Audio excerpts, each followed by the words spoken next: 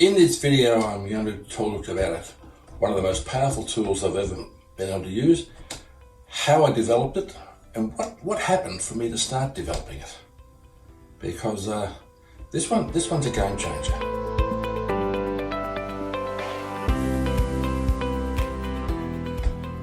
Many years ago, I was working with a 6-year-old girl whose uncle had been killed in a motorbike accident.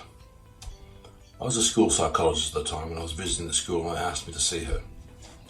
So I went and had half an hour only with her, because at the end of that half hour, the bell went and the school was out there.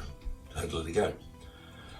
But during that half hour, I looked at this girl and I saw she can't read, she can't write, and she didn't want to talk about anything. She was really quite reserved. So I thought, what do I do? Okay, so I said, what I want you to do is I want you to draw a picture of your family, say for instance. So she drew this picture, and the picture made no sense. It was just scribble. Okay, tell me about that. Oh, here's my family, this is my mum, this is my dad, this is my cat, this is my dog, etc. And then I asked her to draw a picture of her uncle. And once again, she happy to do that, so she picked up and drew the picture, and she drew the picture, and I think she might have even drawn his motorbike, and I asked her to talk about that, so she talked about the picture and the motorbike. And then I asked her to draw a picture of death, and then she drew a picture of death.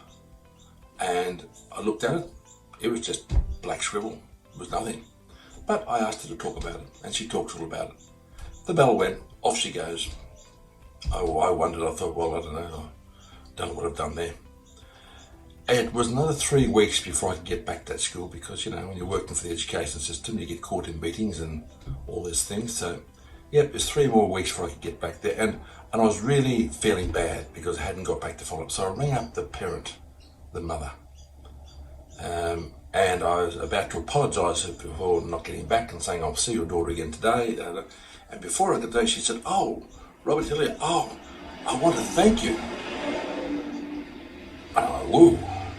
She said, yes, because I don't know what you did or what happened, but since you went and saw her that day, she's completely different. She's eating again, she's talking, she's playing with the toys. She's just a completely different kid.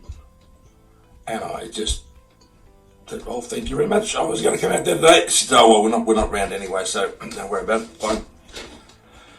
And I looked back and I wondered about that, and it's from that experience that I decided to look at writing, and develop the writing protocol.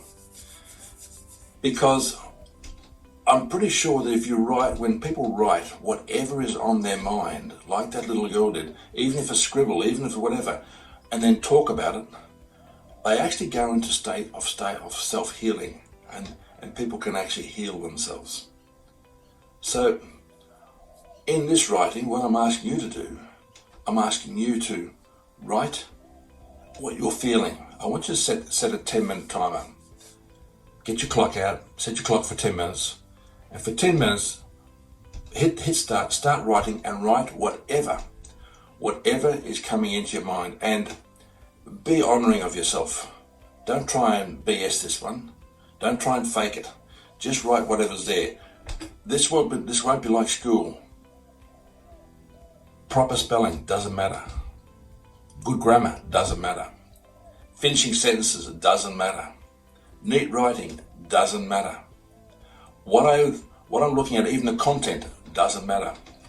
What does matter is the experience you have of doing that writing, and as you're writing about it, it's going to be stirring things up beneath you and bringing them into the surface probably. Once you've done that, then we process it.